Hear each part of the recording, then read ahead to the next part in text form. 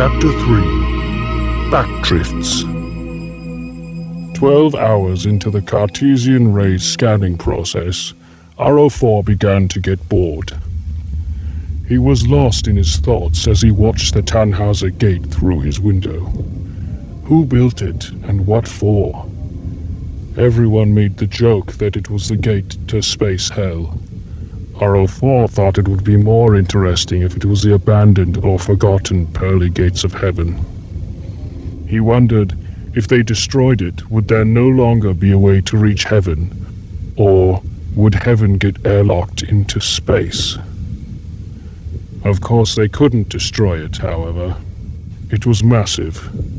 They didn't have the firepower, and firing at it could have horrible consequences. No death ray or alien invasion so far. Jessie's voice broke the silence. R04 looked back at her. I would really like to know what that thing is. Wouldn't we all? Anyway, Kobe said you can watch the cams if you want. We all know you're bored as a goldfish in here. Also, you would be helping me out if you notice any potential problems.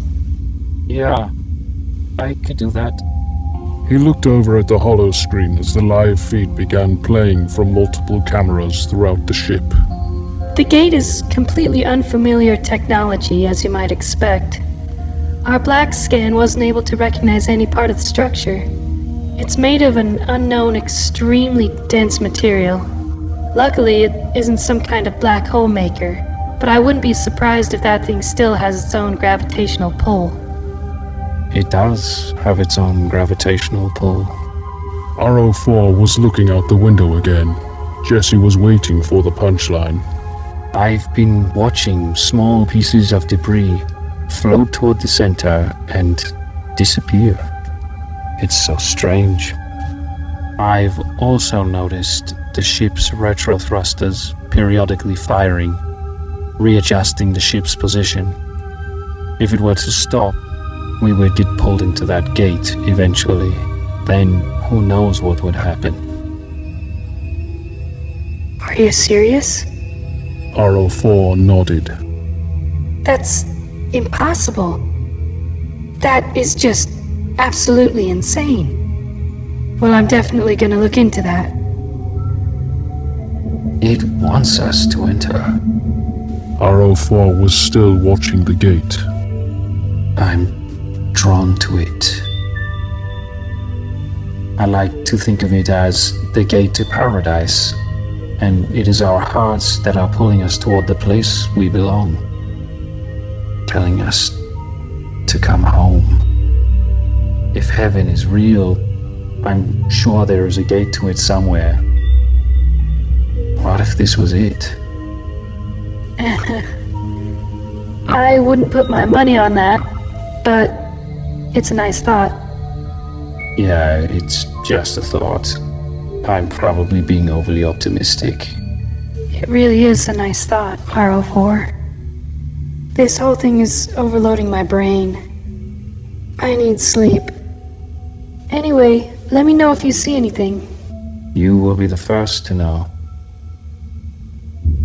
2 hours later, Jessie was showing Captain Armistead a visual of a strong gravitational force arcing from the outside of the gate frame into its center. That's kinda hard to believe. Our scans kinda just missed that. I didn't even notice until R04 pointed out small pieces of debris from our ship floating into it and disappearing. That, and how our ship is periodically thrusting against the pole. Only an incredible amount of mass could create enough gravitational force to affect the ships. Armistead shook his head as he scratched his neck.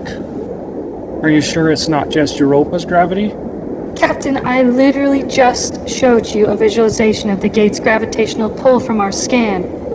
No, it's not Europa. It's clearly the goddamn gate. Right, fine, so it's the damn gate, right. Well, why the hell is our space trash disappearing right in the center? That's not a good sign. Jessie's wristcom began to buzz. She ignored it. That's the big question. The debris doesn't shrink and compact upon reaching the center, as far as we can tell. Just seems to pass through a field and disappear, like it's moving to a pool of water or something. Yeah, or it's like moving into a pool of condensed radiation that vaporizes it. Jessie's wristcom buzzed again. She paused for a moment, then continued. We would have seen particles on the other side if... The buzzing became constant. Jessie finally looked down at her wristcom. Horror and disbelief spread across her face.